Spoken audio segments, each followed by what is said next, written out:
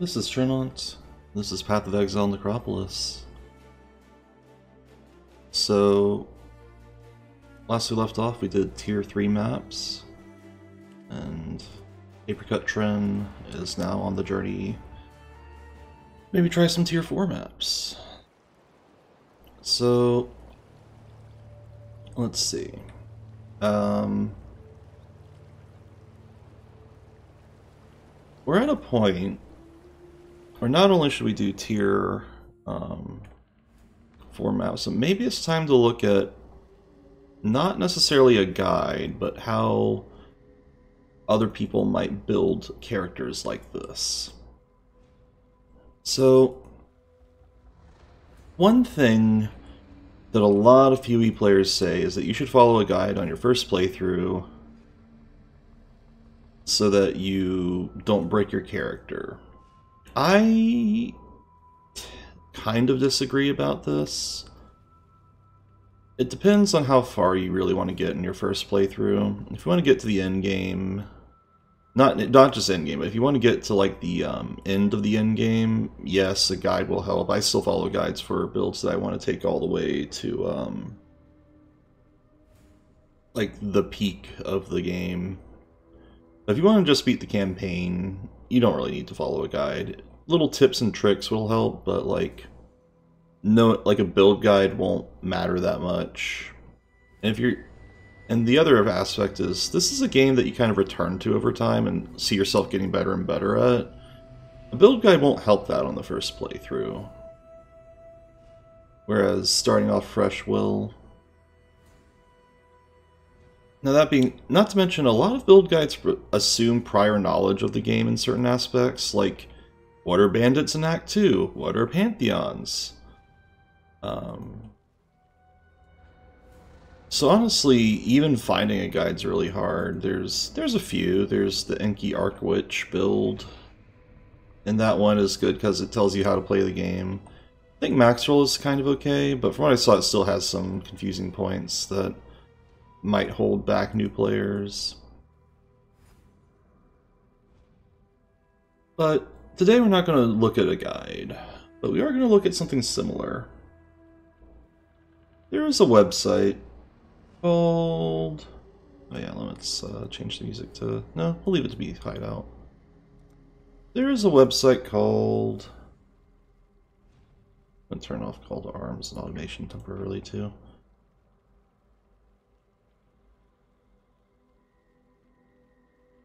PoE Ninja. PoE Ninja does two things. One, it tracks trade value, like what players are trading of high value items, or commonly traded items. It's kind of like a stock market looking thing. That's not what we're going to look at today. We're going to look at builds. Also keeps track of like the top 100,000 builds in the game. And you can even, not only do you see the most recent ones, which is bad information for us, but you can also see what the snapshots are of each day of the league. And not only the league, but which version of the league, in this case SSF. Since we're playing in slow self-found, since we're playing early on, maybe like day 2 or 3, we'll do day 3 just for a more in-game looking version. Because the people are already at level 100 at day 3. Let's look up, and if you type here, you can see what things are being used and filters. So we'll look up splitting. And it looks like, first off, people aren't using Lancing Steel. Well, let's look up Steel, actually. Yeah. There's only 2 Lancing Steel users, and neither of them are champions. There are, however, a lot of splitting steel champions, and this is actually fairly similar to what we're doing. I might not switch to splitting steel, but it's fun to think about. And if we sort, we can sort by experience, which is kind of nice. I'm going to sort by DPS, which is mostly the same for this one guy. Iron Grip, Precise Technique. This person went crit, I think. And it looks like everybody's going axes. Vitality, Splitting Steel, Pierce, Returning Proj, Vicious Proj. No Impale. So let's take out the filter here. And you can actually see what people use for support gems most. Returning Projectiles, so that's a revelation for us. Vicious Proj was using that. Brutality was going to use that. Life Taff and Pierce. Interesting. Master of Metal.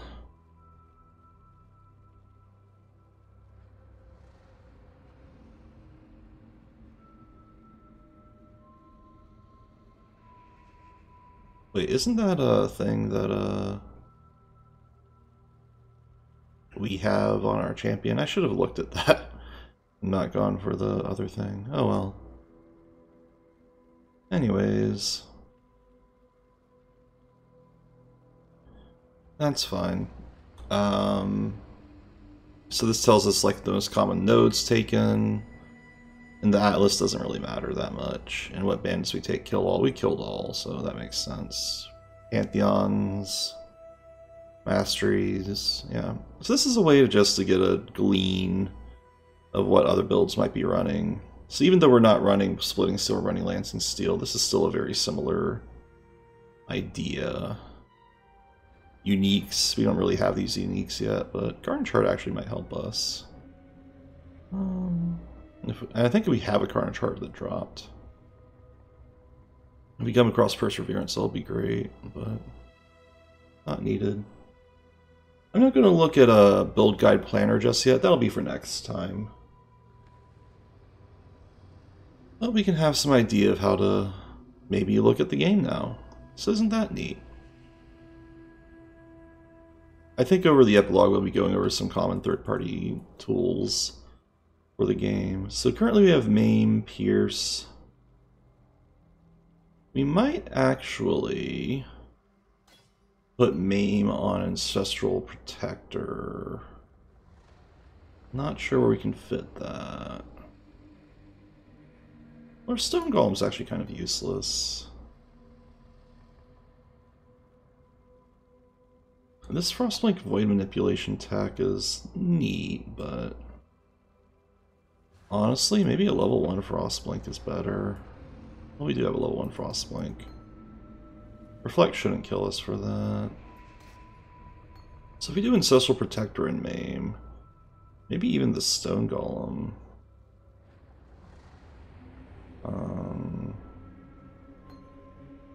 Maybe Cold Arms here.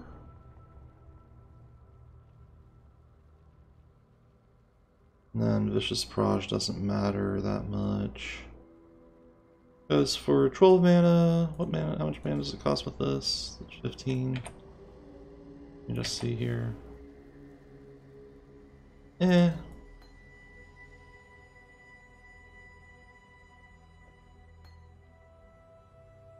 I'll keep Inspiration leveling in the background, though. I don't think we'll ever use Chance to Bleed. But we will be using Returning Projectiles, likely. So Ancestral Protector and Maim, just so that we can have something else here. Namely, Brutality would be ideal. Let's see, Stone Golem. Get our Termination and Herald up.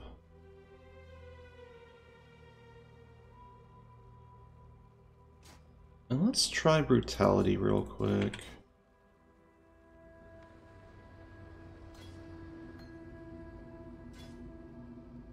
Yeah, Brutality already has more damage than Maim. So Vicious Proj doesn't need a level. Chance to Bleed. It's okay.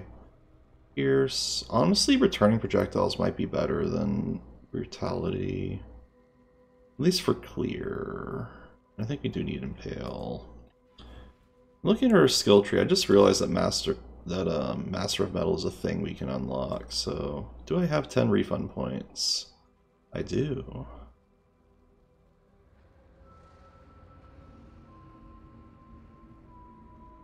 I think I'm going to refund these. It's a huge drawback, but it's fine. 10 more intelligence required. Why? What did I take? Oh, because of that. The shield gives us intelligence. Alright, four other things. Let's start leveling returning projectiles. In fact, how many chromatic orbs do I have? 22. I don't know if that's enough to get 5 green. Like, that would be a effort. Not really interested in effort.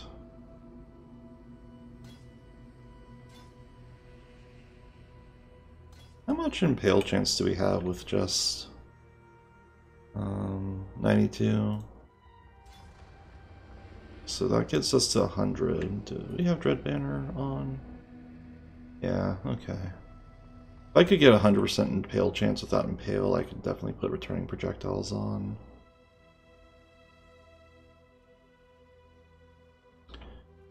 Returning projectiles is definitely a very big boost. So we are going to level that. And I think we can get that from Act 4 re-leveled a little bit. So we'll do exactly that. Yes. It looks like this. There we go. Until next time. And get brutality back on. Resocket some gems.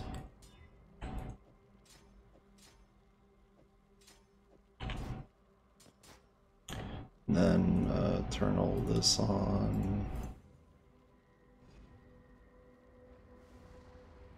Master of Metal alone should be more damage. I forgot that Champion can do Impale. I thought that was a Gladiator thing. See, already we're learning more of the game. And that's the benefit of looking up stuff. During Cry called Arm, Frostblink. We got Mark on Hit, Poacher's Mark, we got Blood Rage. Got our Golem Buddy. Got Call of Steel. Actually, Impale Chance. Where is that Impale Chance? 92. Honestly, if we took Impale Chance right here...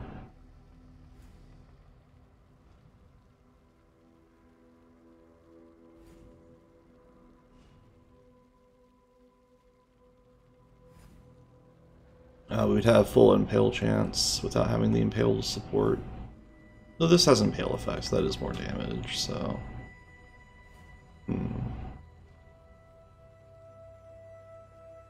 Maybe just fill out the entire circle there would be nice. And obviously if you really wanted to be optimal, you could go two-handed instead of a sword, but whatever.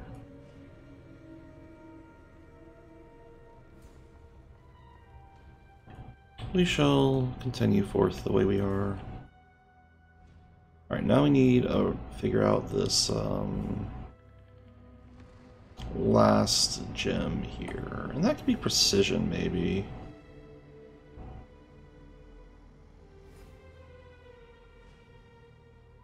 Oh wait, yeah, there was one thing I wanted to do.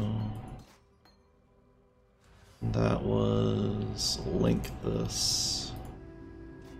Unfortunately, now we need more intelligence. And that's going to be a small linchpin here. Didn't I have a Lapis amulet somewhere that gave me decent intelligence?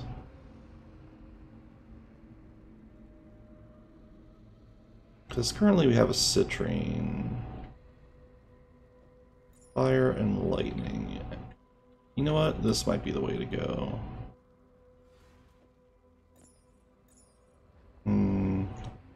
Put cold on it. Could put cold and fire.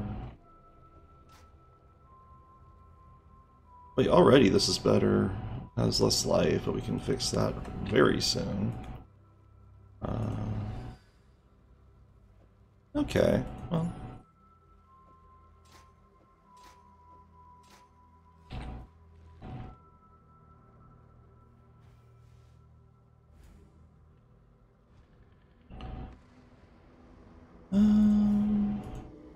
Yeah, I have an idea. We will...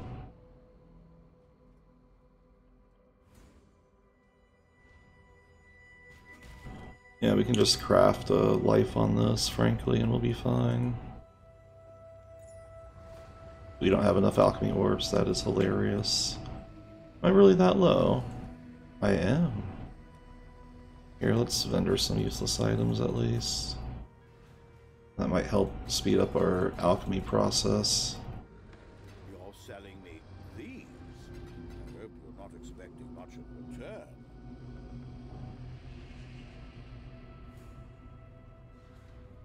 Alright, so we have one green slot, and I think I'm going to have precision for that. I'm not going to put it on as an aura, but it could at least speed up our accuracy a little bit.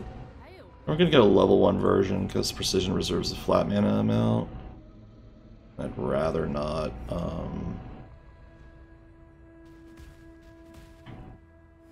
turn it on just yet, or level it up just yet. And there we go.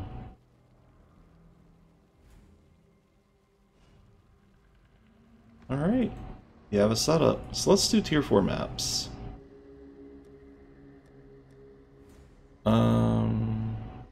Tier 4. We have 5 of them. We actually start off with more than we did last time. And we won't use alchemy just yet. Business cold and power charge on hit. A little annoying, but definitely doable. And for next thing, we'll probably do first to strike, last to fall.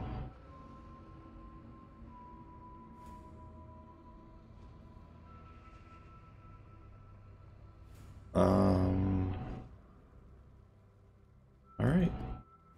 Let's give it a go. This is going to be a spicy map, but that's fine. Fizz is a random element. Let's put that on the lowest chance thing. Evade attacks is a little annoying, but very doable. I just put that up here. Orb of Binding. This is actually a very good setup, so... And... why don't we talk about Tainted Currency?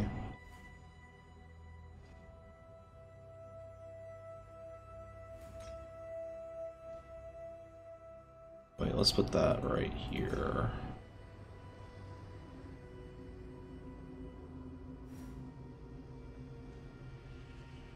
In 1 second, I got a spam bot. Should be noted that if this is a live VOD essentially, so it's not like a recorded video. So if you hear me interacting with the chat, that's what's going on.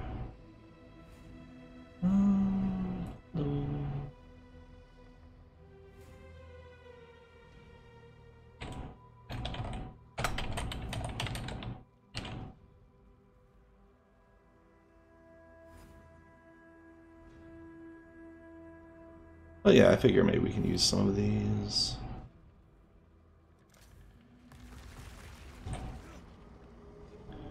Alright, let's see what a canyon looks like. And that's kind of a Juicy Town portal.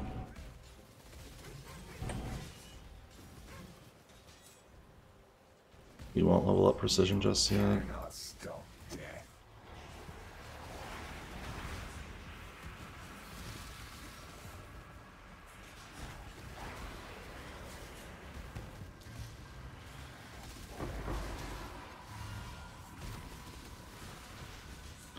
The enemies that have like those tentacles coming out and the blood themed are the Beyond monsters. Beyond monsters normally appear from a thing called Beyond, and slaying enemies close together attracts enemies from Beyond, where it does what it says. Beyond monsters pop around if you kill monsters in a group. So the more tighter or more monsters around slain together, the more Beyond monsters appear. All the way up to a Beyond boss, after which the Beyond monsters are satiated or driven away.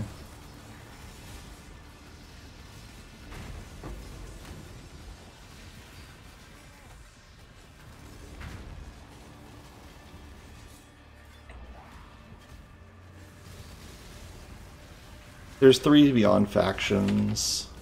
There's Gore, Katesh, and Beidot. I think we're fighting Katash's Beyond monsters right now.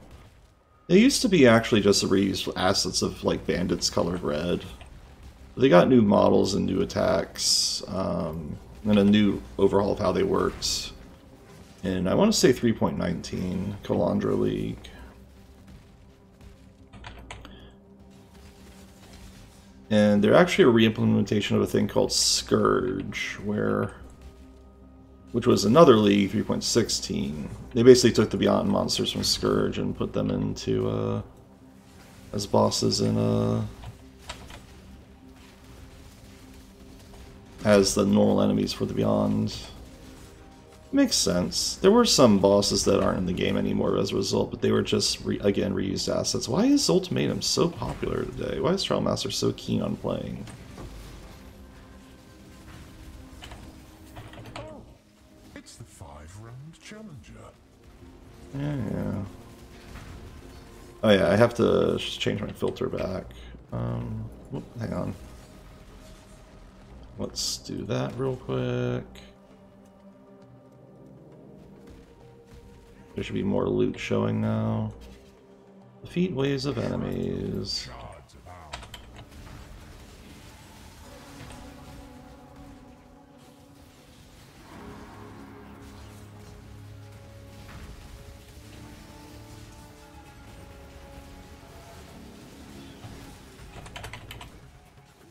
So one thing I might do is turn off, is unspec out of the point blank support, because my abilities, I seem to attack from distance a lot. And Lance and Sealed's good at long range attack, so I'm not convinced it's actually that useful.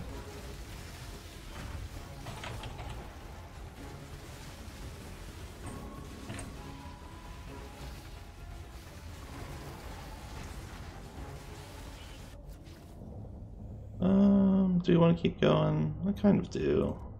Ruin arrives suddenly.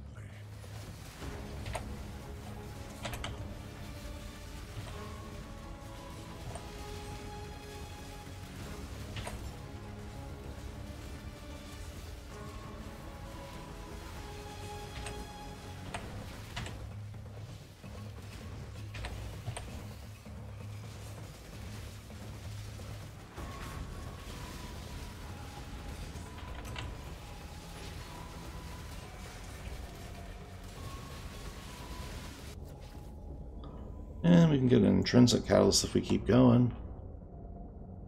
We'll do one more.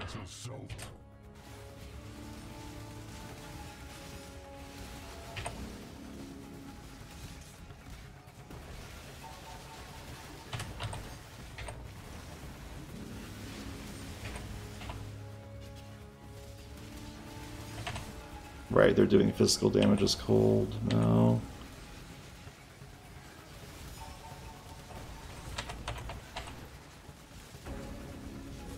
That explains the slow attacks. My spirit is spent.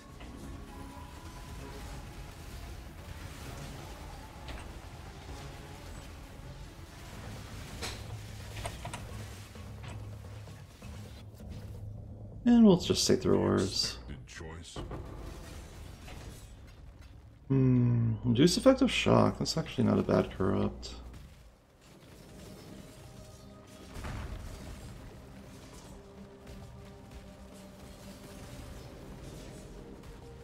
It's interesting how tanky monsters are in side events, like the Beyond monsters, Ultimatum monsters, Incursion monsters, Abyss monsters. All are actually harder enemy types than anything you encounter normally in maps. I guess that's by design, that the optional content's harder than the normal content. With the exception of like the final recently added tiers of maps, which have probably the hardest enemy types in the game.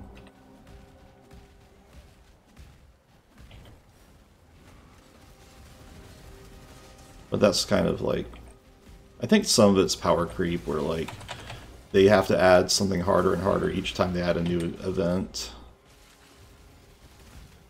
Like the next tier of monsters has to be the hardest in that they've added and all of that. And that kind of tracks, because like the Wildwood enemies were the latest added monsters in the game from Affliction. So, and we saw how much trouble I was having with the Wildwood enemies in the playthrough. And that tracks. They just keep making things harder, and they kind of have to, because players just keep getting stronger somehow.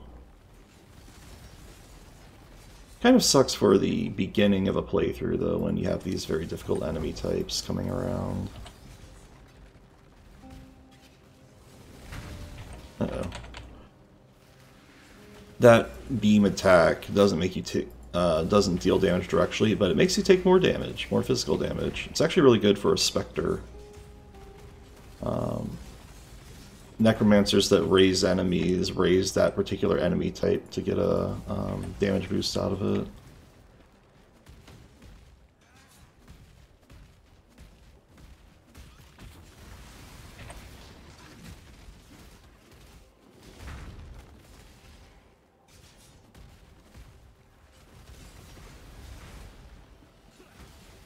We encountered the boss now.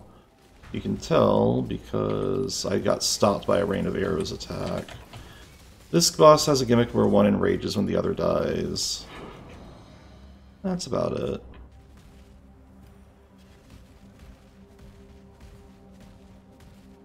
Nothing too great here. Yeah, we're done with this map.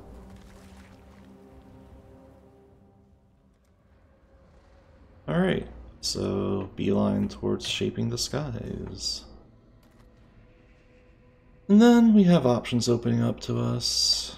Oh yeah, I should also get Shaping the World if I haven't. Oh, I did. Yeah, okay, good.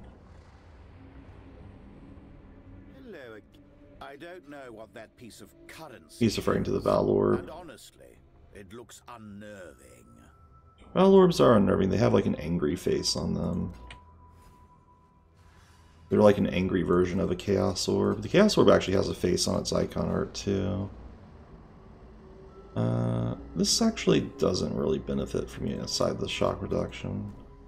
But just in case, just in case. Alright, we'll run a Cemetery. Additional projectiles. Can't inflict exposure, that's fine.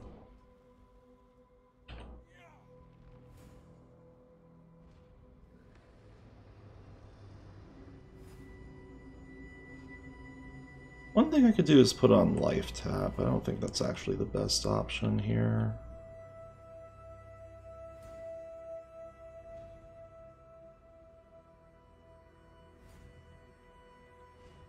There is a thought, though, to do Life Tap on Leap Slam. Yeah, I'm sure it's fine. Alright, let's do Cemetery. Strongest monster increased damage. Let's see, these do lightning damage, so let's make them do Fizz's extra cold, because that means they don't have physical damage, so it should work out. Do that. We don't care about resistances on enemies. And then could do these all flame embers, and I think we will.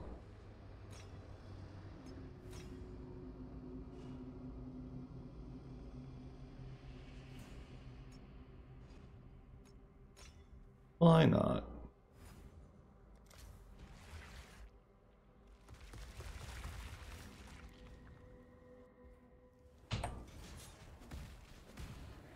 No one knows your name. No one but me. It's true, the duelists and the Shadow and all the player characters don't have names that we get to know. It's kind of a fun little tease at the fourth wall there.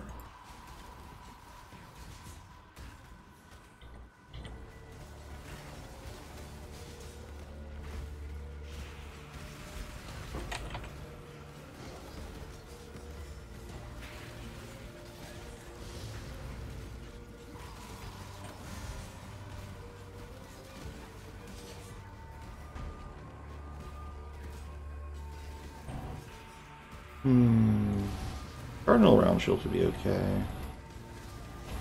If I recall correctly, we're using strength attack shields.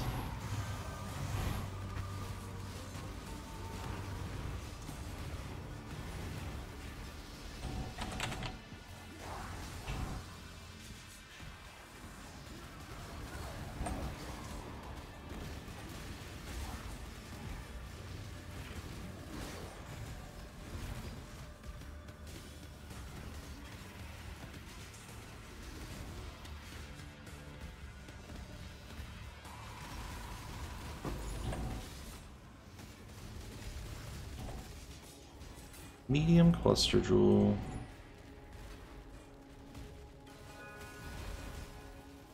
So these spikes on the ground explode, but they don't explode if the enemy casting them dies. They despawn, actually. That'd be the bone husks doing that.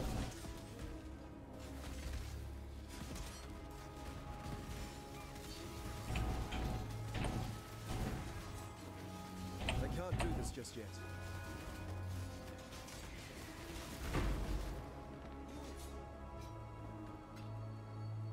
Alright, put a portal down next to the arena, because this is where the boss is, and the boss is Gruthgul! Or Arabic's Lightbane. Same rules as before, no changes to the boss. It has a slam attack that you gotta watch out for. That does damage over time. And that's about it.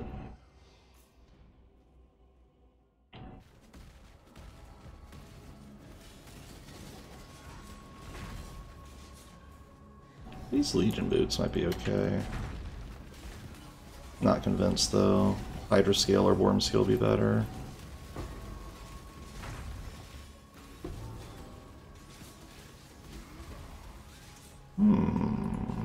Fractured items. Some of them look actually kind of spicy. Well, we can work back to town and sell some loot and figure this out. And then this is all vendor fodder stuff. Hello, Rip. Let's see. Nothing good. Alright. Easy vendoring. Get some alchemy shards. And then we can get our legendary 2 alchemy orbs. I'm surprised I'm starved on them, but so it happens. I guess that's the early playthrough for you.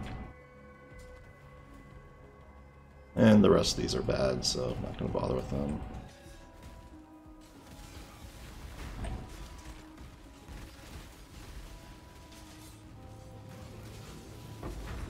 Extra Proj can be a dangerous modifier on maps.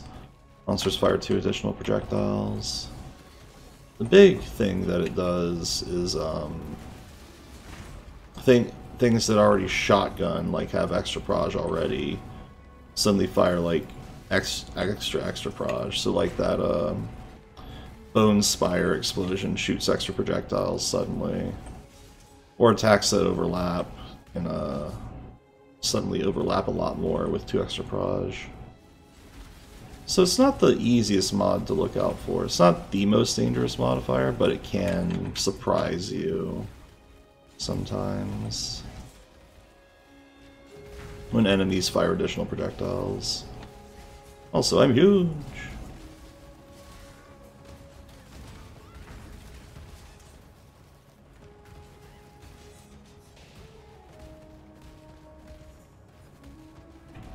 Okay, and we can leave.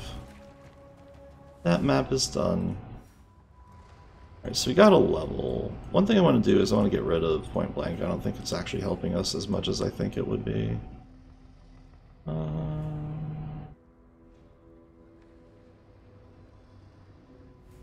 We'd probably be better... I actually want to get more projectile stuff. Piercing shots is a thought.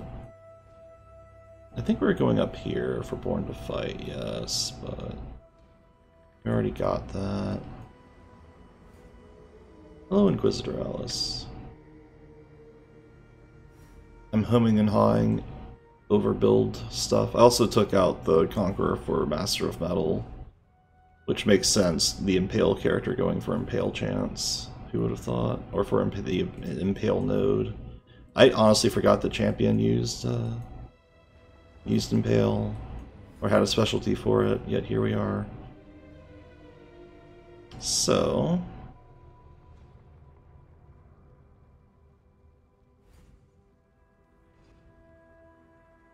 chance to gain a frenzy charge when you hit a unique enemy is not bad.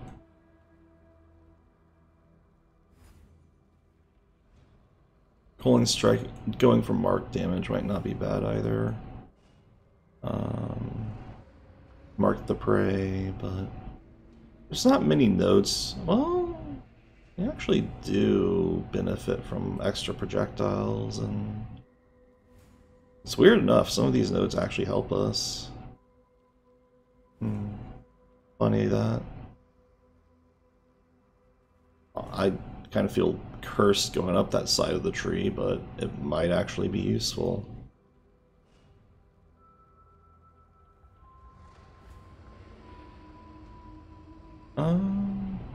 You know what? This is not meant to be an optimal playthrough, even though that would help getting farther down the line. I think maybe having some fun might help. Also, Iron Grip is apparently good. Where's Iron Grip? If that was Iron Grip, where would I be? It's like around here, isn't it? Oh, it's up here. Maybe we should put this up, because we are going to be spec'ing to strength enough that... that is a damage boost. And that could get us Constitution.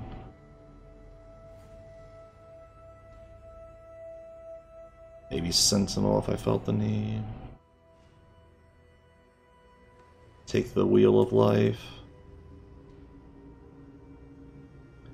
This extra proj doesn't really matter, but it is fun to see.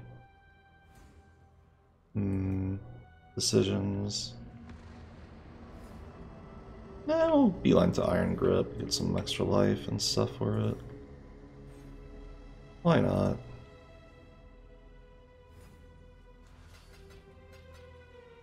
And these are all bad. Swapping Awakened increased area of effect for Concentrate effect is barely a change. Interesting.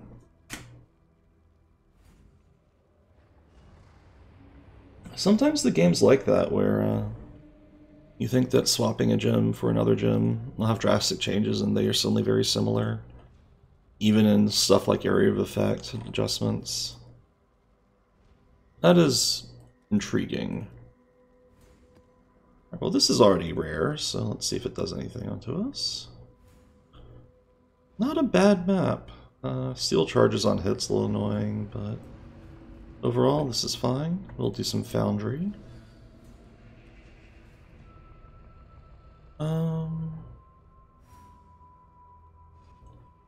And do we have any Scarabs? Did I get that Beyond Scarab before? Yeah, let's do this again. Oh, there's one thing I want to do today as well. We're maxed out on Delve. Let's talk about Delve. Actually, we'll do Delve after the Tier 4 maps. How about that? I don't want to just bounce around too aimlessly. Whoops, didn't go to my hideout. But just I have to remind myself to do Delve after this. Converts on death, absolutely turn that up to the high monster. Life, resistances, energy shield, that's all fine.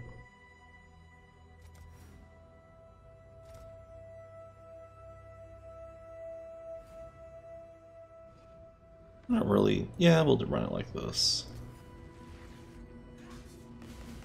Doesn't even change the visual. That might be it. What? Yeah, if you're doing an Awakened skill, what visual are you using?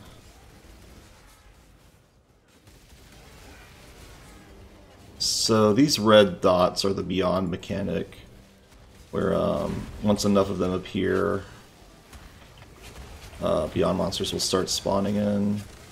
And then they have like this gasping portal on the ground. Who's doing that corpse explode? Is it you? It's you.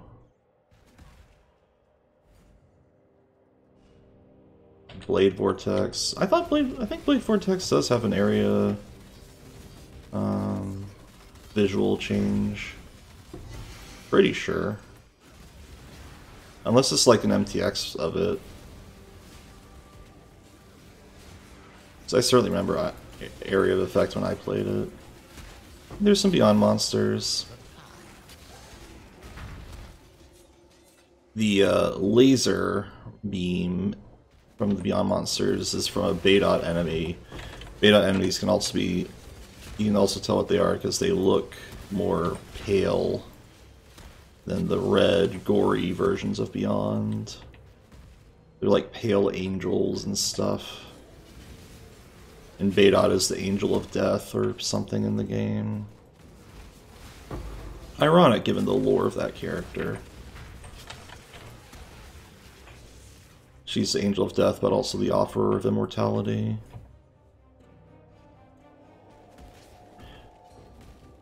That's true. If you have a lot of area of effect already, it has diminishing returns. Like that's how they changed it that way in one of the 2.0 patches, right? Really early on. It used to be that AoE didn't have a limiter to its scaling, and then you had all off-screen AoEs very easily with high investment. Now it's like diminishing returns, much like reservation efficiency in some ways.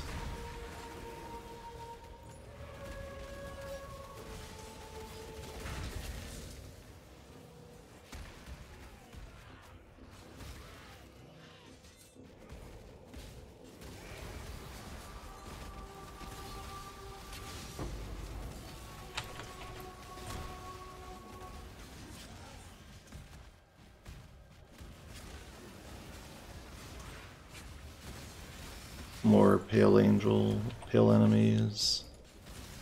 Who knows, maybe we'll get all Baydot's Angel of Death to appear. That'd be fun. Beyond monsters also drop a specialty type of currency that I don't think dropped last time. But it could this time if we're lucky. It's not a common drop. Beyond bosses will drop tainted currency, but tainted currency just says like tainted chromatic orb, tainted chaos orb, tainted such and such. And the big gimmick of it is that it just modifies corrupted items instead of normal items. And they work slightly differently, like a tainted armor scrap doesn't just increment the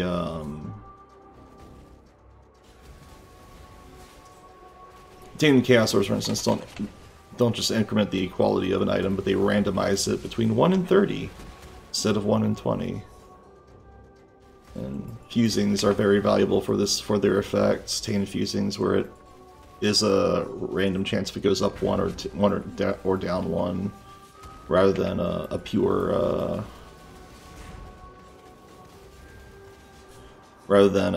gamble. 1 in 29. Really? It doesn't go to 30. I did not know this. Okay, interesting. That's even more spicy. Ah, the Berserking Gymlings. And we got a Hermas card. We might turn in some Divination cards soon.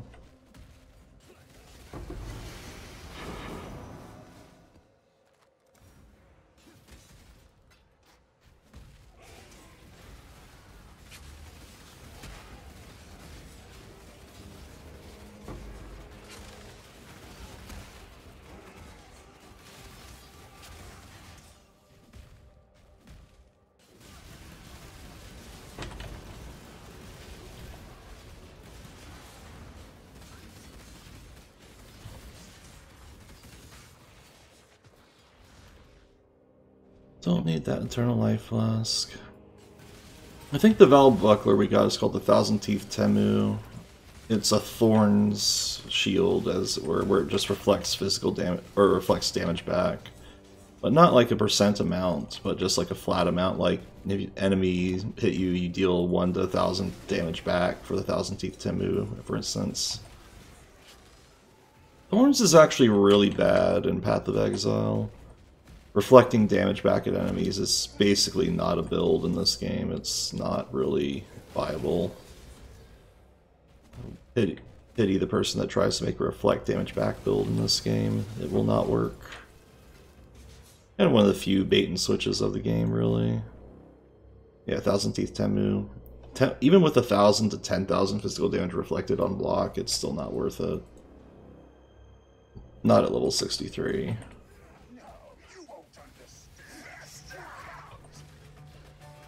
This is Sirgan, Shadow Alchemist. He does a bunch of corpses on the ground. He used to have a Metamorph with him. That went away. They got tired of Metamorph last league. Looks like we're mostly done with this map. We'll pick up the Ruby Ring. And the Worm Scale Gauntlets could be something. But we already have Gripped Gloves, so I'm not going to bother.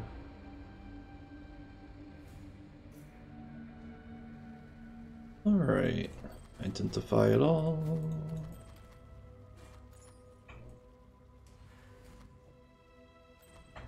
You got Praxis, which is a good mana sustain thing. We could even use it if we have room for it. Let's see. Not really great, not really great, not really good.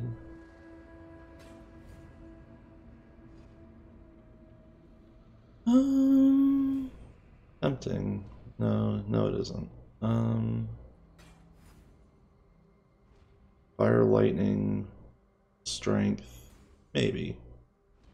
This has 70 life, but in cold and lightning and strength. Maybe we'll keep that one.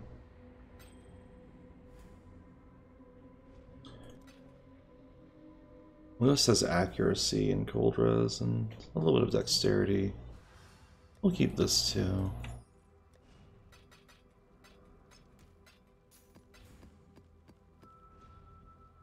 And put the jewelry up where it can sit for a little bit.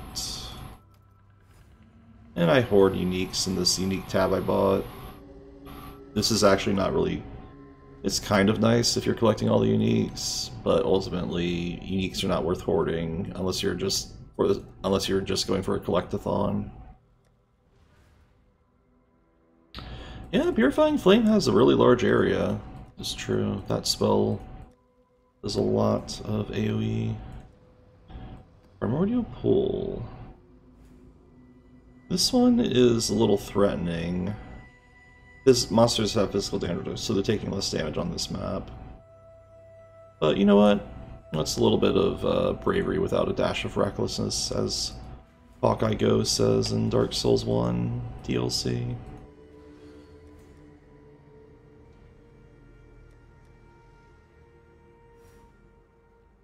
I really should probably be looking for better upgrades.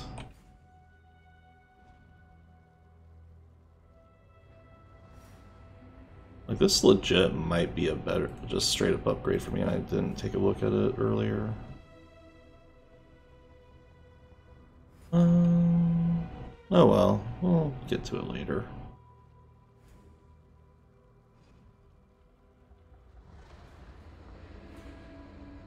Anyways, let's run the Primordial Pool. Primordial Pool is very similar to the the Harvest map in Act 4, but slightly different. Let's see.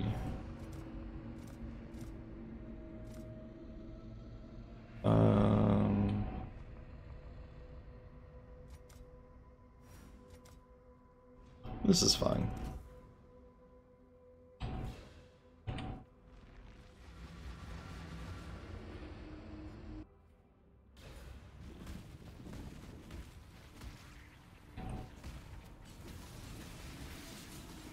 Now enemies are essentially taking 20 less damage from us.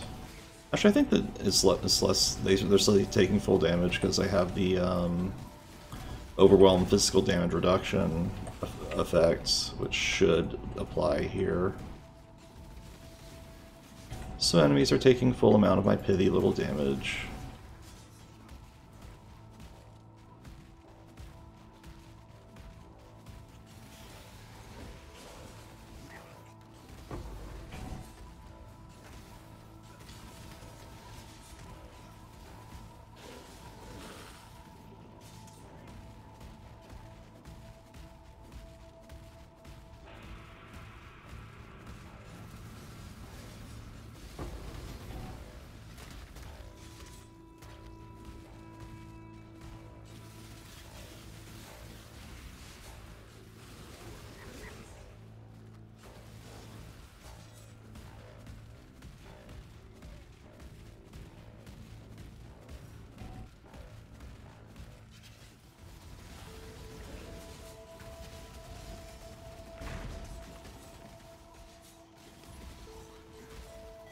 Okay, well, yeah, Primordial Pool has the same soundtrack and kind of a similar look as The Harvest, but obviously it's meant to be like a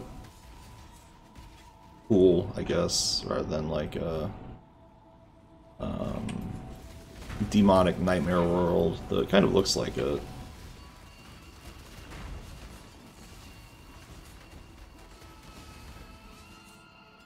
Alright, let's go grab Arena.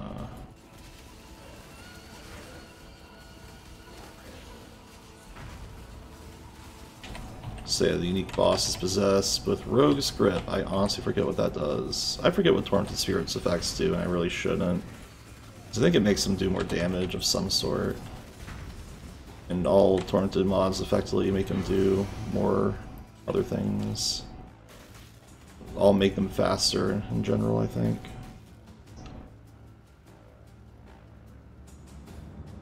Alright. And of course, the Malachi variant has a wonderful death effect. Let's take a look at your Discord thing.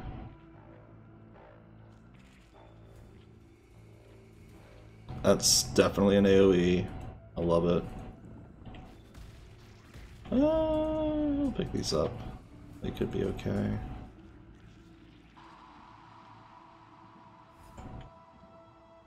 It's tier 4 Fizz. Well, this is tier 2, so no dice. The shockwave spreads past the border. Perfect.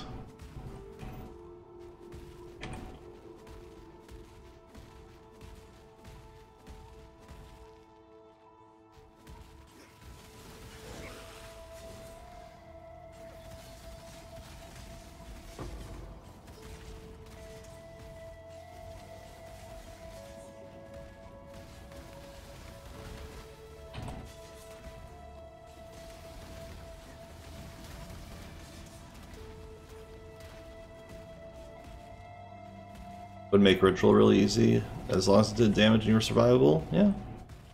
Definitely would.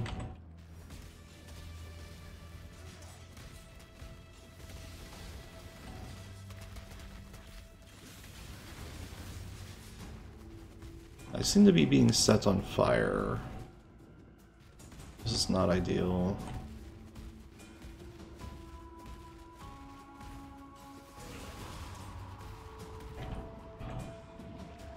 Alright.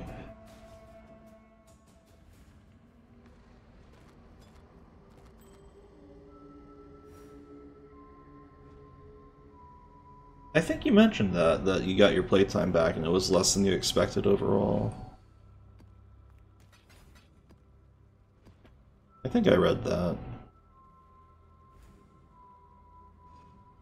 Death's Hand, Power Charge on Stun, and Unholy Might on Crit. So Critical Strike, Scepter. Kind of meant to be melee, I think, but I'm not really sure. It's kind of lost its way these days. Right, it only took 7% of your total life instead of 10%. since account creation. 7% of your waking hours playing PoE.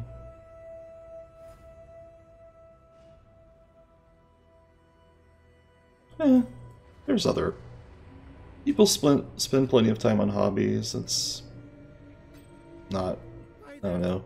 Spending time on a ARPG or on a hobby game is totally cool by me. Waking and sleeping, true. Just total hours, not just waking hours. Alright, this has critical strike monsters, which is a little scary, but should be fine.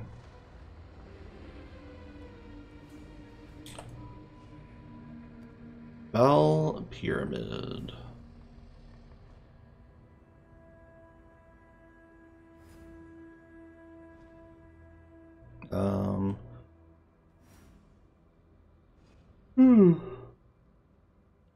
Excuse me. Val Pyramid is very similar to the Ancient Pyramid in Act 2. You know what? Sure, let's get some Berserking Gemlings.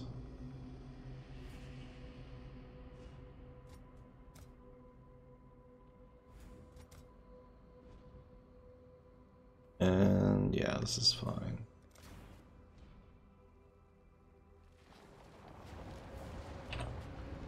We probably won't be using our Stone Golem much longer. It's dying too quickly in maps. Oh, speaking of Ritual, here's Ritual. Ooh, Rituals come in two flavors of sculptures. The one we're looking at is a rare version of the Ritual, which has candles and a kind of candle and a little fancy totem obelisk instead of a bone sculpture.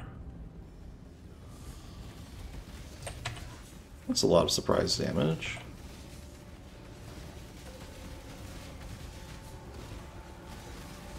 I think it's because enemies are shocking me. Yeah, absolutely is. Malevolent altars are actually dangerous too, because they have gas orbs chasing me the entire time.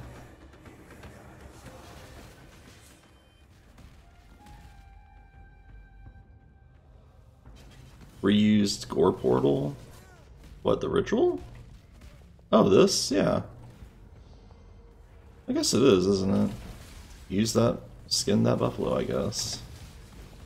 Or you use all the parts of that buffalo, rather. Including its reskin, I suppose. Come to think of it, I forgot that... So, the Berserking Gimling packs are casting Blazing Salvo. That's the only enemies in the game that do that. There's no Blazing Salvo enemies in the campaign. Maybe there should be. That'd be terrifying. And we got Burial Chambers. Burial Chambers is kind of a terrifying map if you can't control your single target. Which most builds can't, so...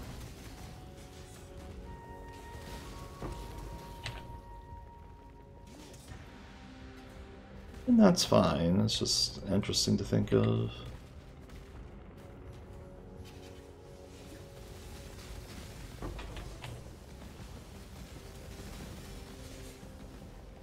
All Flame Emperor of Zoth. We got another Legion. Ah, this little trail means there's a general over here. Somewhere. I think he's far past us though, in another room.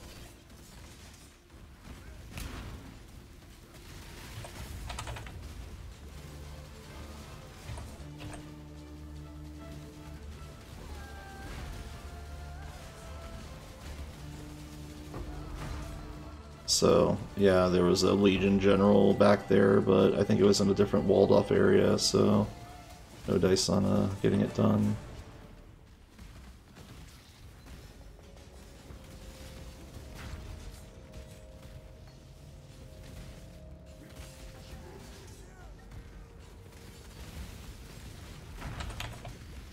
We got Lightning Storm Explosion enemies.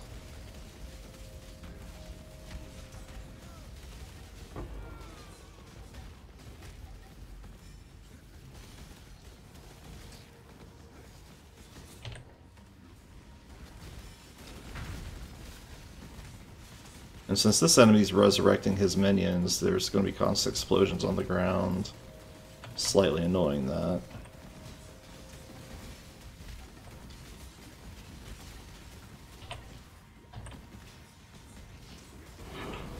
There we go. Easy. Ritual's not as bad as you remember. I don't think it's that bad. I know some people loathed it, but I don't know. I think the hardest part of Ritual is just remembering to shop at the end, rather than the fighting in a circle mechanic itself. Enemies can be kind of rippy, but not.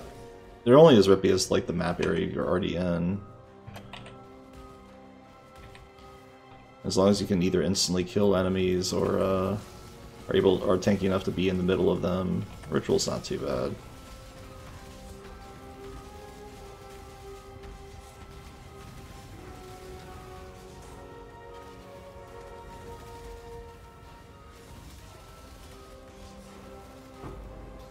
There we go.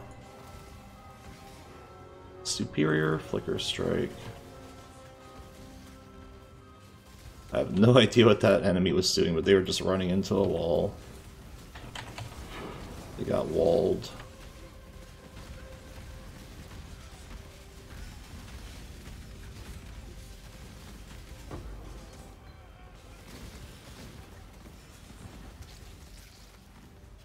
Brittle altars. Yeah. The spinning ice beam altars, they are very annoying. I don't think they're that bad. If you have regen, they're okay, but I can see being frustrated by them. I think they are my least favorite altar, though. Well, actually, foul altars are my least favorite. The ones where you can't move. Or that inflict grasping vines on you and stop you from moving around. They're the most tedious.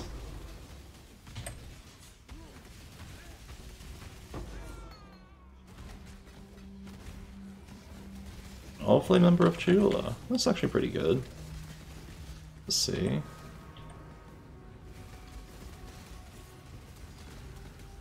Would like it if Dim Guardian here would just die. There we go.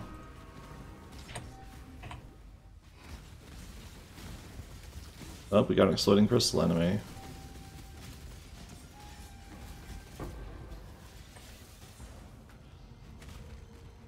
Yeah, understandable.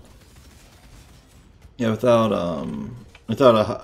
high health, without a decent health pool or life regen, damage over time ritual can be really annoying. The brittle altars, or yeah, I could see that. Come across a altar or a strongholds that gave us quality currency, and one of them can be cartographer chisels. You can actually use to increase the quantity of a map, the item quantity of a map, without actually adding new stats to it. Isn't that neat? So you can have quality on maps increases since maps are an item. They can have quality, and quality on maps increases their item quantity, the amount of items that drop, by the percent shown. You could even have over 20% quality maps. It's kind of neat. Yeah, I feel like Ritual's bad for a glass cannon build without recovery.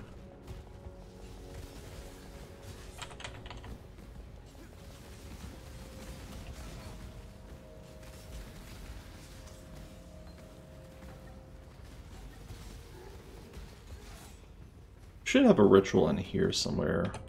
Well, Pyramid has a decent amount of monsters in it, but its layout is kind of terrible. And the boss isn't that great either. Not the worst, but not the best.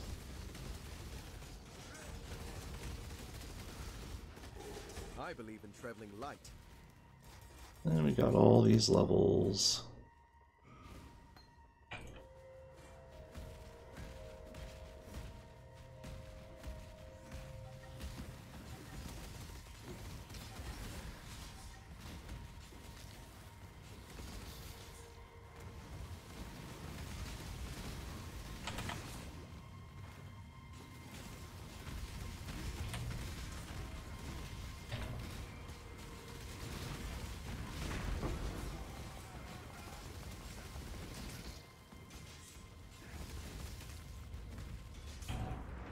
we are getting a good amount of quality gems, which is good for getting gem cutter prisms.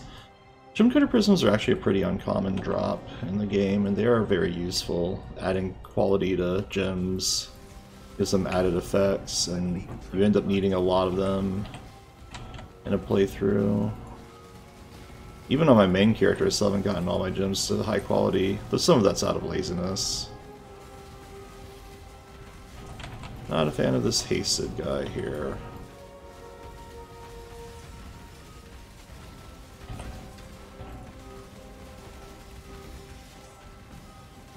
Honestly, these magic monsters are more annoying, frankly. I believe in traveling light. That was hectic. Let's warp out and fix this. Okay. Identify some items while we're at it. Put all these gems up that we got.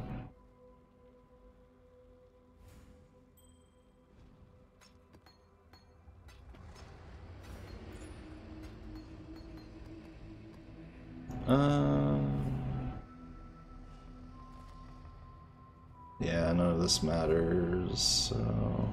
Well, this is kind of okay. Alright, the rest gets vendored.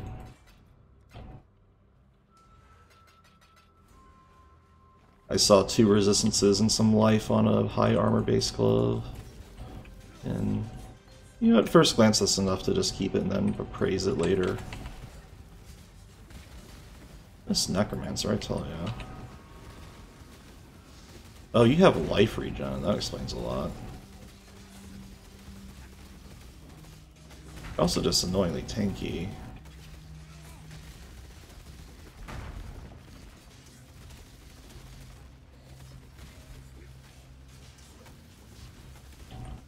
Why do you not... Why are you tanky as much as you are? It's not just the life regen. Life regen is a low DPS nightmare. It certainly is.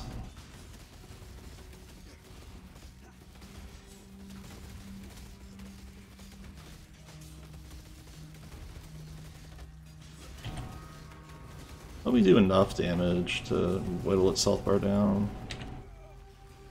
What a terribly annoying map. Okay, enough of that lightning totem nonsense.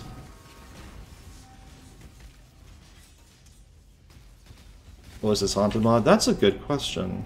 Could have been in Strongest Monster in Pack gets extra life. But I don't think it was. I don't know. It was Peasant Haunted, so that probably was it.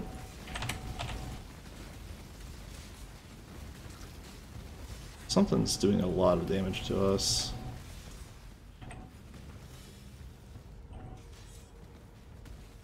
So yeah, it had triple life. That explains a lot. Alright, another Malevolent Altar.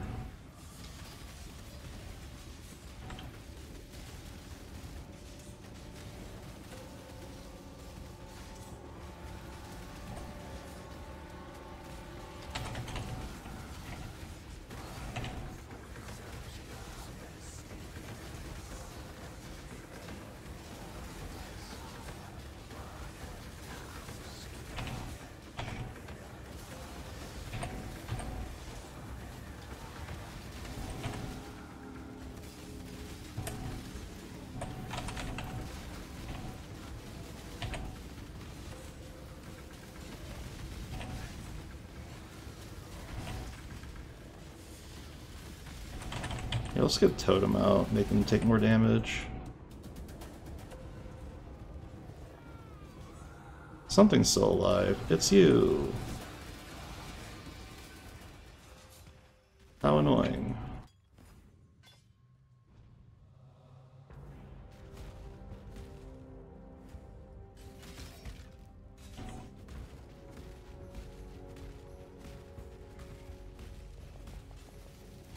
So yeah, damage is our current issue right now. We'll just have to figure that out over time. I have some ideas of how to fix our damage, but not great ideas.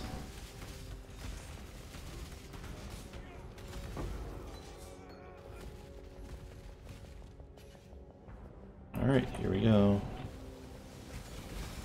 Oh, the final ritual's in the boss room.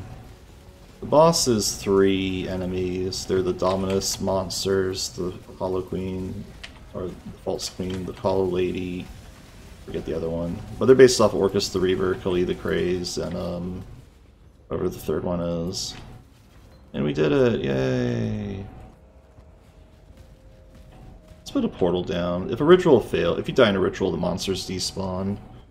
Should be noted.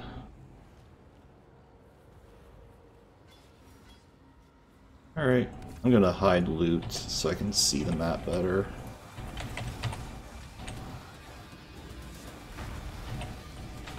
Sometimes it's better to hide loot in a high density area. Now that enemy has grasping vines, and that makes you a high priority target because you slowed me down. And being slowed feels bad. I pressed the wrong button combo there and got murdered. Ally the Terrifying? Yeah, that's right. I wasn't really expecting to survive that area too well. Thus the portal down, but still kind of sad. I pressed the jump mod when I wanted to press the summon a totem mod and jump right into damage. Fire, lightning, chaos, you say, and open prefix for light. This is worth keeping. This is not. This is close to keeping. This is not.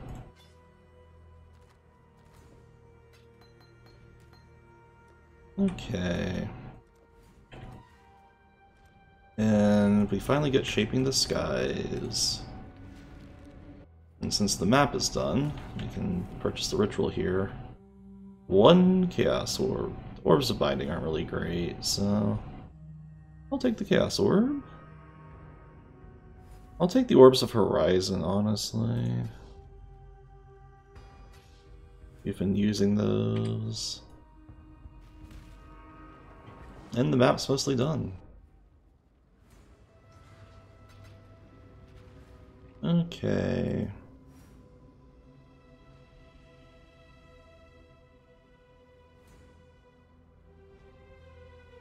Now, let's take a look at our gear. Our accuracy is 4,500, so we have plenty of room to gain some life.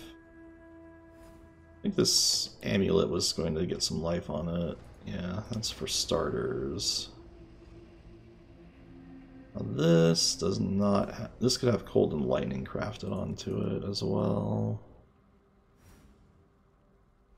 I think those are the mods we're missing. Well, really it's fire, cold, and lightning, so maybe just cold res. Just a lot of cold res on this would be more than enough. Yeah, let's do that. How many Chaos Orbs do I have versus Alchemy Orbs? I have 39 Chaos Orbs, that's reason enough to use them.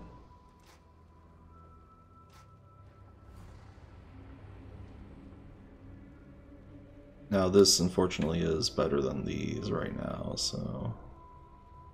Let's craft a little bit of life on this helmet, on these amulet. And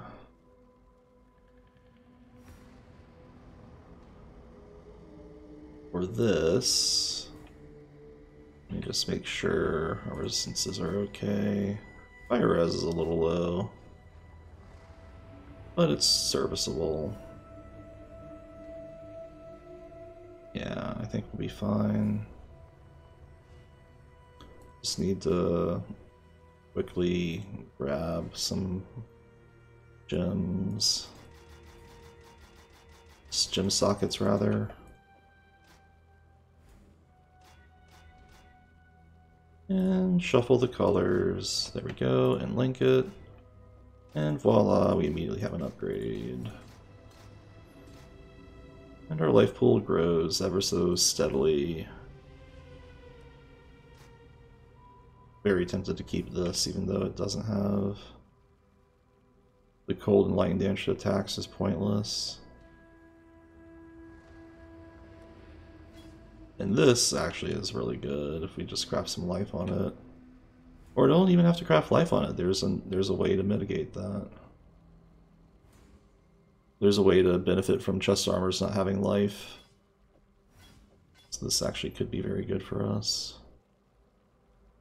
The only problem is we'd have to save up linking it, which I don't have enough I don't have enough gamble chance for that, really.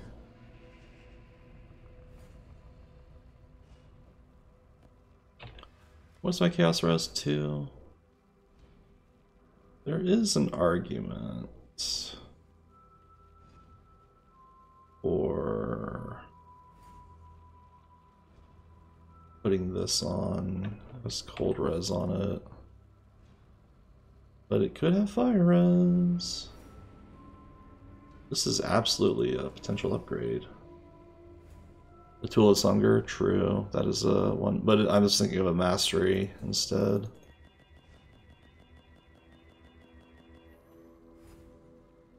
It's a good mastery. Alright, so... then recolor... We'll move a little bit slower natively, but we have Leap Slam, so it doesn't matter that much. Wait, I should have just forced a blue, but whatever. Yeah, I need to guarantee one blue here. This is going to be slightly annoying otherwise. One blue socket, please.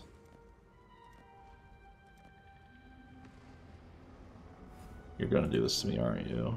Okay.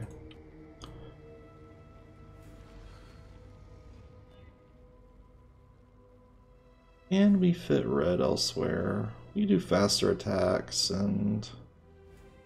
okay, yeah, we can fix this. I can salvage this. Believe me.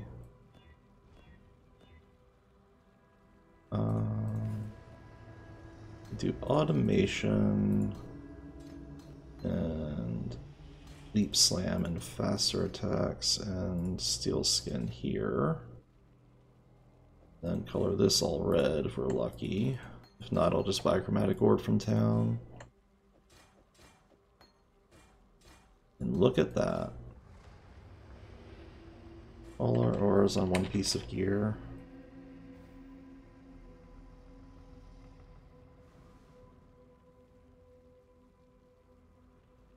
Ta-da!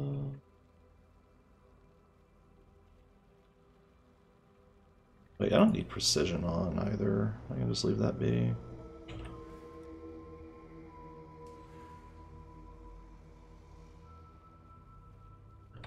Now our fire res is low, but that's something, nothing a Hoarder crafting station can fix.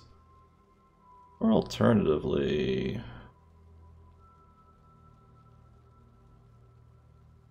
actually I don't think we have the Hoarder crafting power yet. No, we don't. Alternatively, we can just craft fire res on this.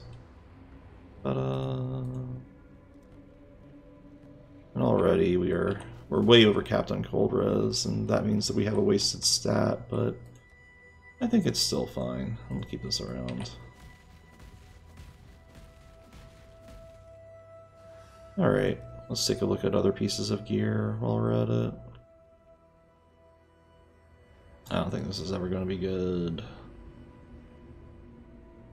That has such a low stat on it that I don't want to keep it. Same with this. It's actually not a bad piece of ring. Neither is this.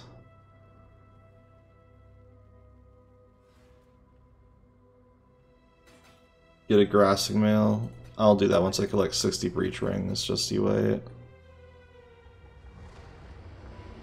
Yeah, if I had Trade League, I could definitely do some shenanigans for sure.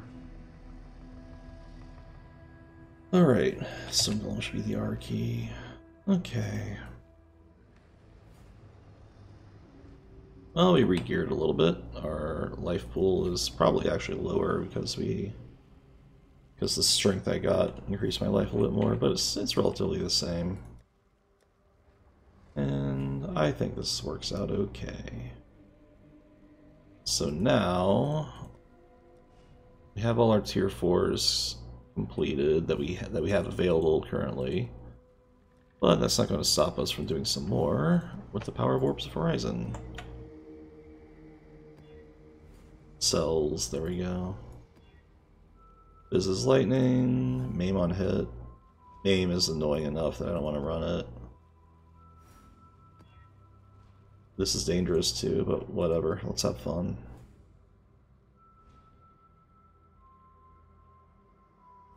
And suppress full damage, always shock is annoying. Fizz is extra fire, that can go on the zombie. Sewage crawlers do chaos damage anyways, so we'll just do that. And that'll work.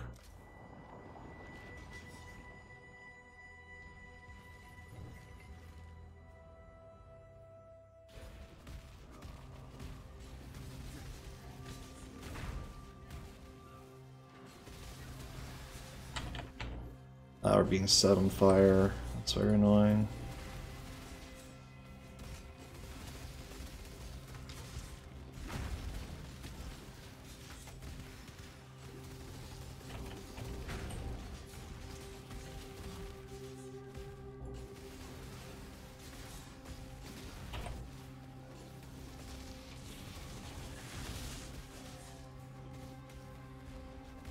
All right.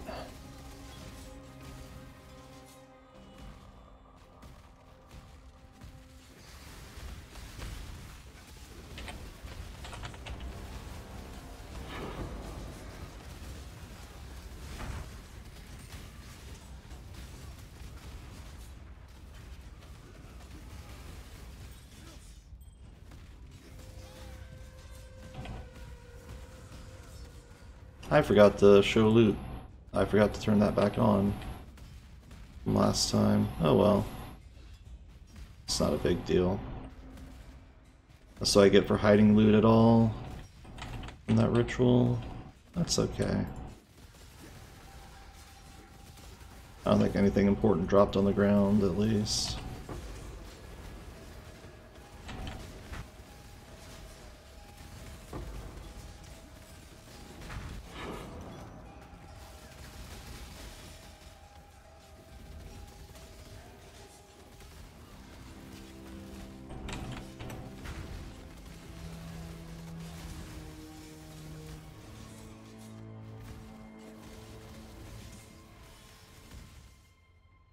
Alright, Regeneration Shrine. I'll take it.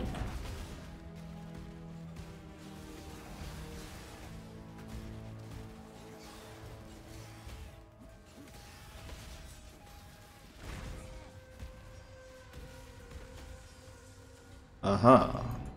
The boss arena. Cells is not really a beloved map. It has decent monster density, I suppose, but the layout's just so so annoying to deal with.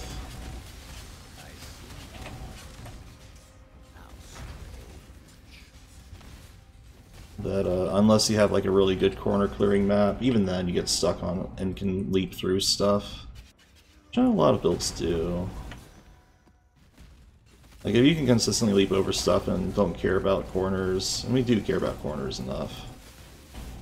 The boss is Chevron. The Ghost of Chevron. Chevron can actually drop a divination card called the Aesthete, which is good for getting certain Chevron items. It's not really that needed though. Alright, now that we have the map find stuff, I'm inclined to get Jund missions to appear. Namely, effective leadership and bribery. So why don't we head towards that? Because Jund unlocks Veiled Craft options, and Veiled Craft options are very good if you're early on in a playthrough, I find.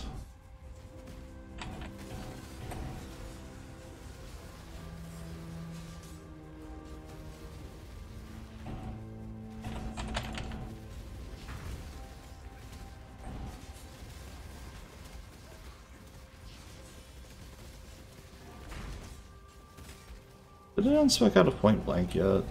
I forget. I did, good.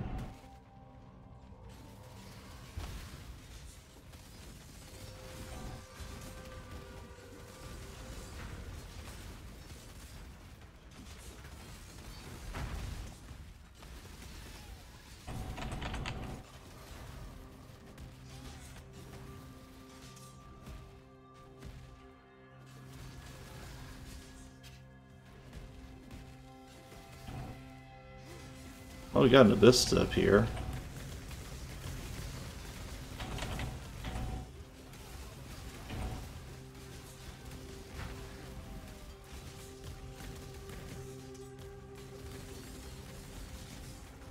Someone has a lightning storm, I'm not sure who. Point blank, Oh, Diadem Dawn. That's a good league start belt for something. Righteous Fire, I think.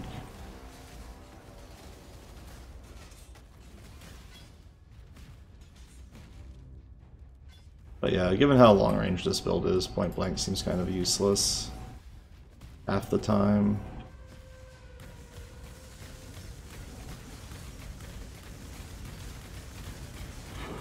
Yeah, there's a lightning storm enemy down there. Let's go hunt it down. And this is where Cells gets annoying. It has too many loops.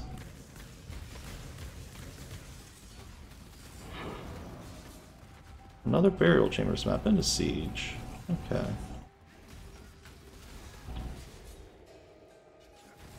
Oh, ignite explosive arrow. Oh. Explosive arrow, okay. I always forget the builds. Never really ran Explosive Arrow or Diadem Dawn.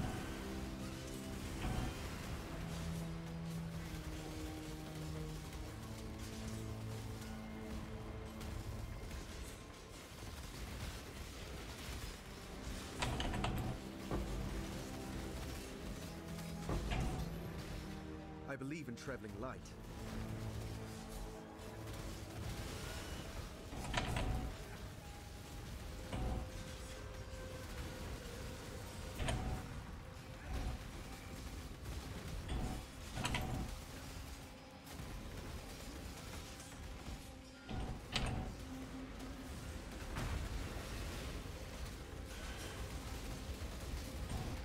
What will we get? Will we get an Abyssal Depth boss, which we are not capable of handling right now? It'd be funny if we did. Are you still alive? Jeez. Oh, it makes Ignite steal damage faster? That makes sense for an Ignite base build, doesn't it? Attack damage faster, yeah. That would explain a lot.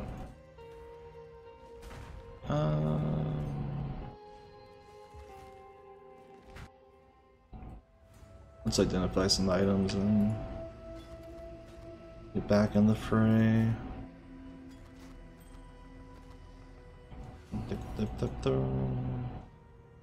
It's not a bad ring. That's a mediocre one.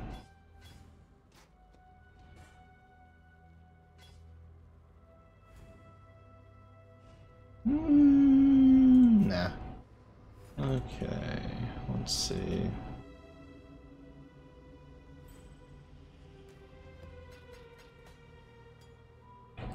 Alright, back into the fight. Oh, we're actually down to 17 monsters left. We don't really need to do this map much more. So let's just say goodbye.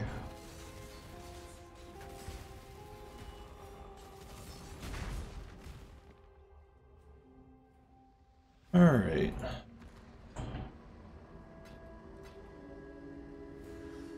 And vendor the rest of these while we're at it.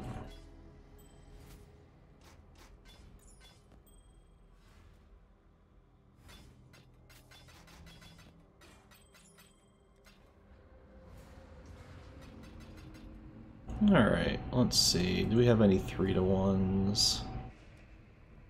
We have tier 3 volcanoes. Alas, it does not give what we want. Alright, so we have one Orb of Horizon, might as well spend it. I used to hoard Orbs of Horizon, but they're not that useful, so whatever. You bought a Pandemonium Scarab. I forget what it does. I think I have one, but I don't remember what it does. So, alright, now we can do Kirak missions, or we can do, or you can just try to farm low tier maps for higher tier ones. Mausoleum, Strand, and it looks like Crystal Ore.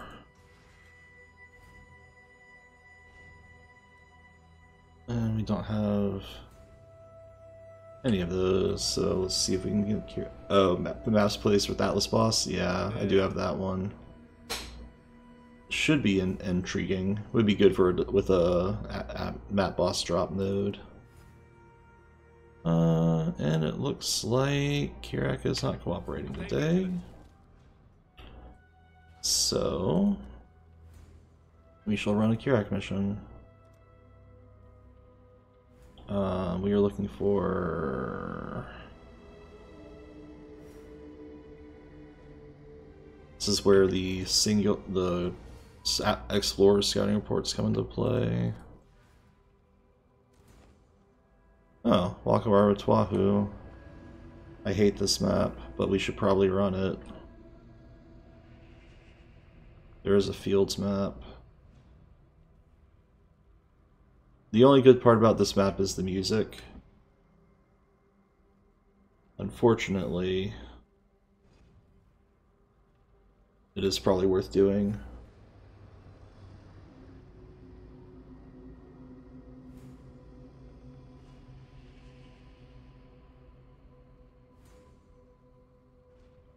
Alright, well, Waka Waka. Even though we have a fields right here that we could do instead, or Moon Temple.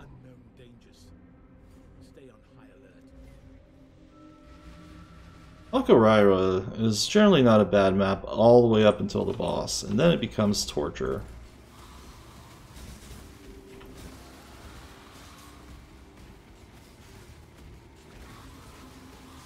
So we're about to enjoy that. There is even a chance I could brick the map with my damage output right now.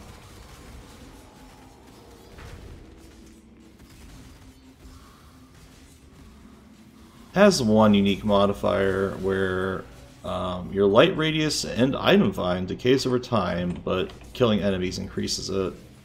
So it's kind of like a rampage map where you just try to get a kill streak going. But given the fact that it's a low tier map and the boss is just awful, nobody bothers with this map much. Music's kind of cool for it though.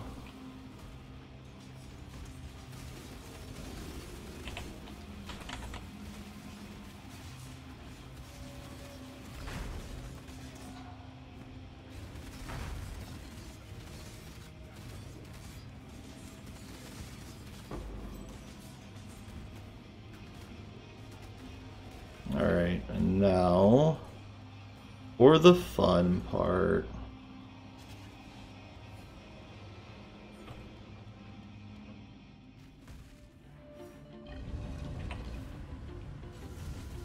Shade of a Duelist. So our Shadow fights us. That's not the bad part at the start. You know, cast Reeve, whatever.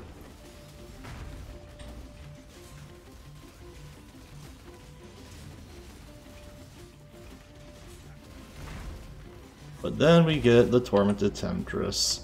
Tormented Temptress has a very tiny proximity bubble, and just runs away all the time, and casts chill moves. So, and slows you. I don't know why they think this boss is good at all. I guess somebody paid to be a real jerk. It is a supporter map. She does work back to you if you stand still, I guess, that's true. I'm just gonna sit here. You can come to me, Tormented Temptress. Supposedly if you stand still, she warps back to you. I'm not convinced. sometimes had that work, a lot of times I haven't. She just does whatever she wants, really. The trick is to flee her into a wall and get your damage. Yeah, Righteous Fire ignores proximity shield, so she's really not a problem there.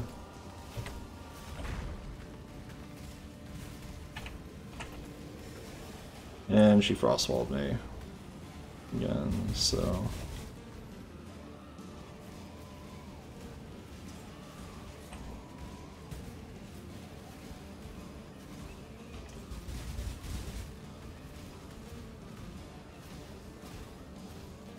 You can see the problem with this fight, and why it's torture on so many builds. Running SSF, I tend to... But we only ever have to do this map once, and then we can never look at it again.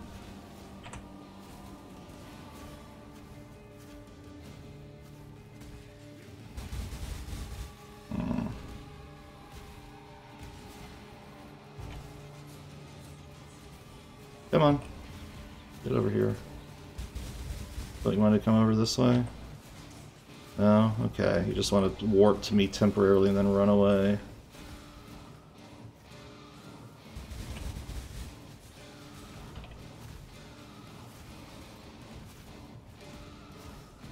Yep. Welcome to Tormented Temptress Town. It's her town all day, every day. You get her in the corner, she doesn't have that much health in theory. It's just that in practice, she runs away so much that it's just a nuisance.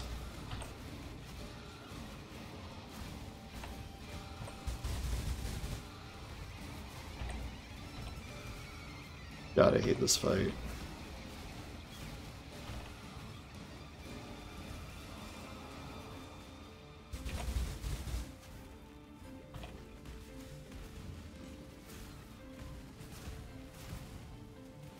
I'm trying to rope her into a corner, but she's not having it.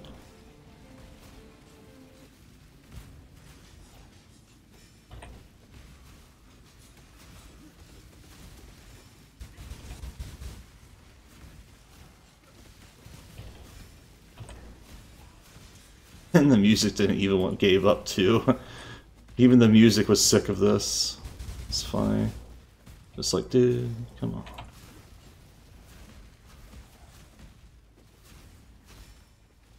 Yeah, we're just going to be in silent here and meditate on why we play Path of Exile. Why is this game fun again? Probably not from this fight.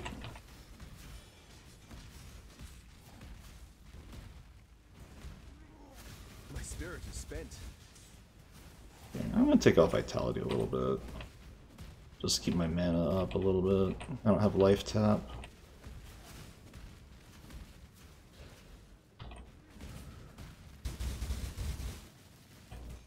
I hate this fight so much. I can't do this just yet.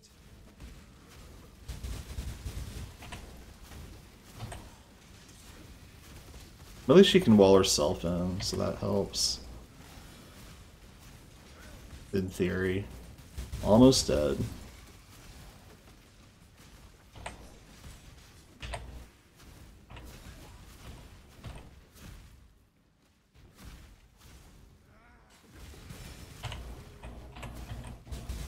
Please.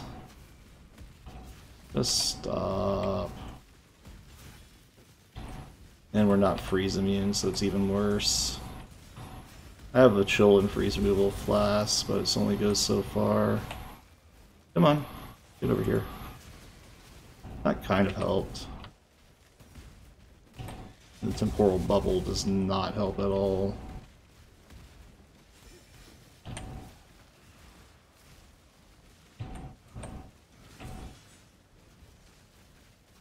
Don't you want to come over here? Damn it, you ran towards fucking clones. The annoying thing about having minions is the shield teleport to the minions instead of you sometimes, and isn't that fun? There you are. Nope. Coming over here? Want to say hi at all? No? Nothing? What is your deal?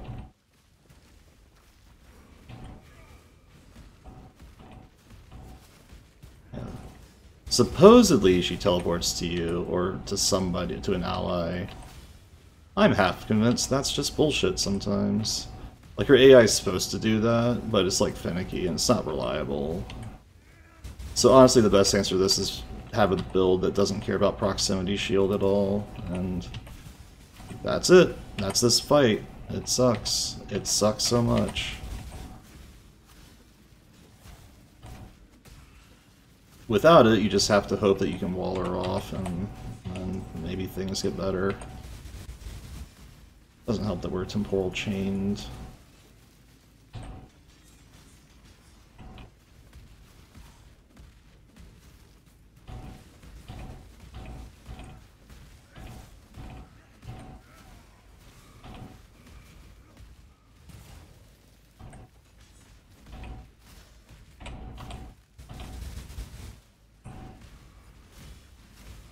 Yep.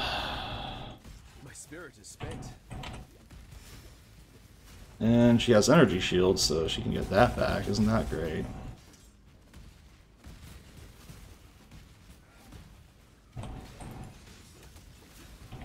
We're so close, yet so far.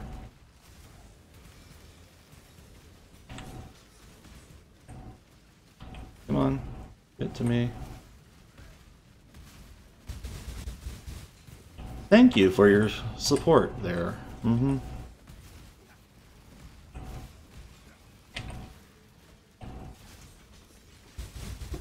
There we go. It was just bad luck near the end. She can be like that sometimes. Anyways, that's the worst fight in the game. And we don't have to ever do it again. And that's why I only run that build on builds that either A, do damage, but it's not that, but yeah, if your build does low damage and cares about proximity shields, don't run this fight, just get somebody else to do it for you.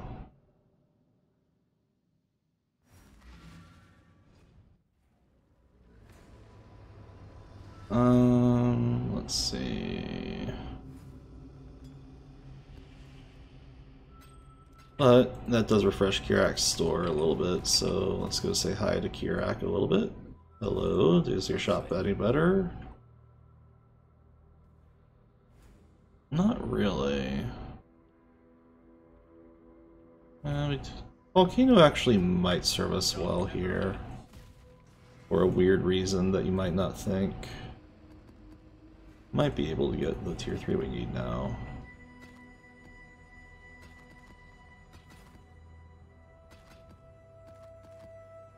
Yeah, we got a Moon Temple, that's all we need.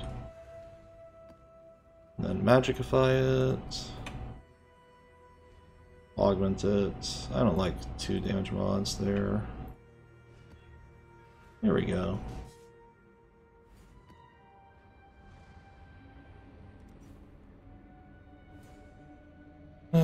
Yeah, but there's a reason people mostly skip that one. Because if your build's not good for it, then it's just torture.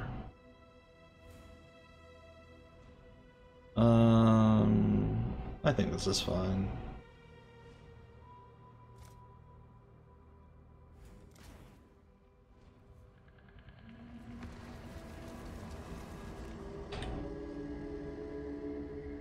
Oh yeah, let's get our vitality back on.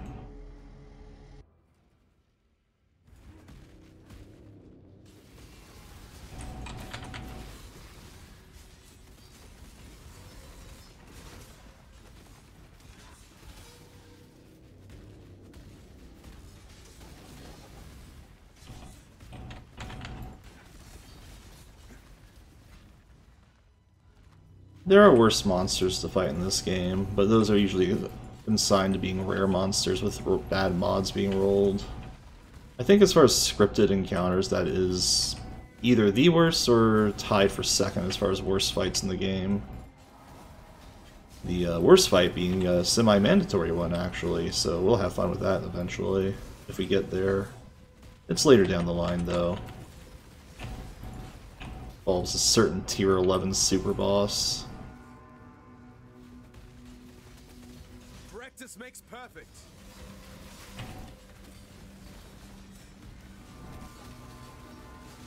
A lot of corrupting blood modifiers being rolled in this map, and that's a little scary.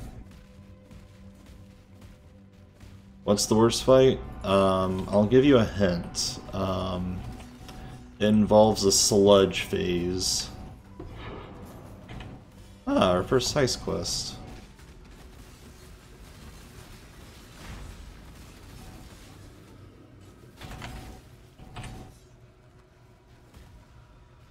Yep, that fight.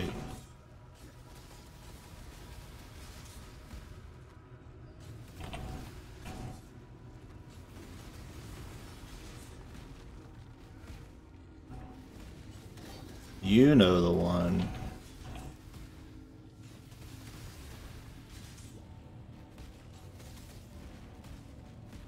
Alright, Boss of Moon Temple. It's very similar to the Lunar's Temple.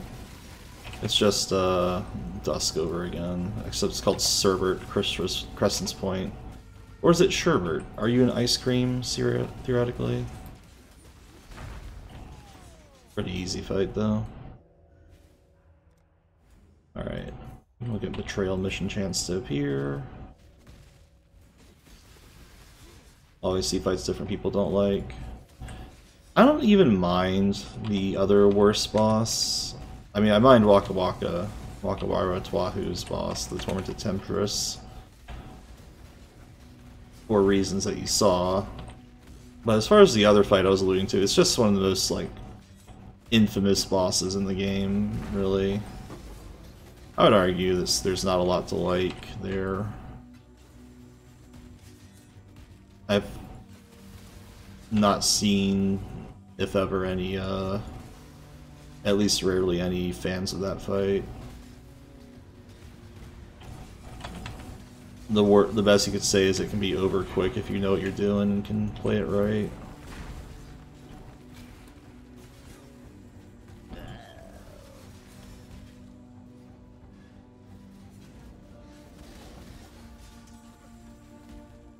One thing I should point about the Moon Temple is, in the campaign, the Lunar's Temple has the pattern of go up the stairs. It actually doesn't apply to Moon Temple. Moon Temple is just willy-nilly about its platform placement. It doesn't matter, you're not trying to aim upwards, necessarily.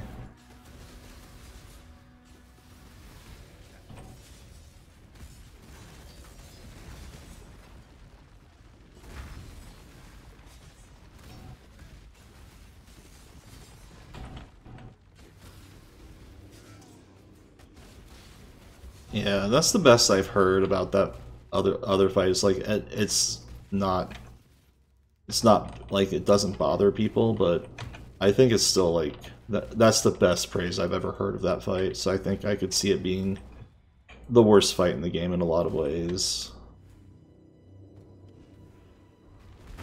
Maybe there are more annoying fights, but I think a lot of it's subjective, or at least the fight looks cool even on the annoying ones. But we'll talk about it more when we get there, if we get there on this playthrough.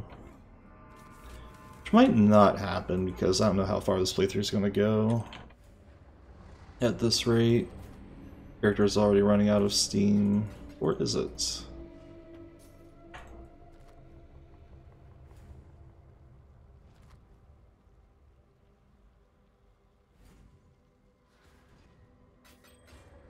Wipe your feet on the way out. Okay. We have one more map to do.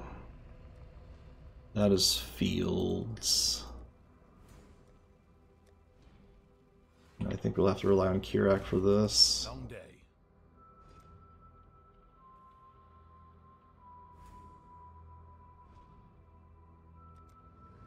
And Kirak is not providing us with the fields, annoyingly enough. In fact, there's very few maps here that are complete. This is where running a map ahead of time might be a better answer than grinding low-tier maps. This fields requires what? Mausoleum and Strand. And we don't have either of those.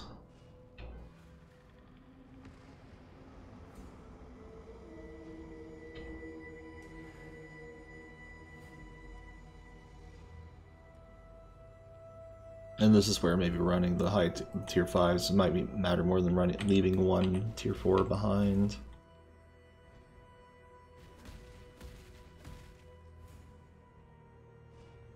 Well, I was going to do Delve, but I think that'll happen next time. Maybe we'll spend some time on side missions, because I do have a heist quest, and my Delve cap is already capped out. So, for this playthrough, and also hello,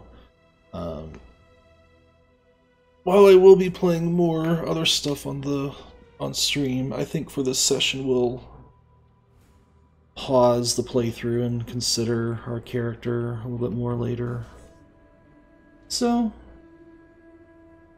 until next time, for this slow playthrough of Path of Exile Necropolis.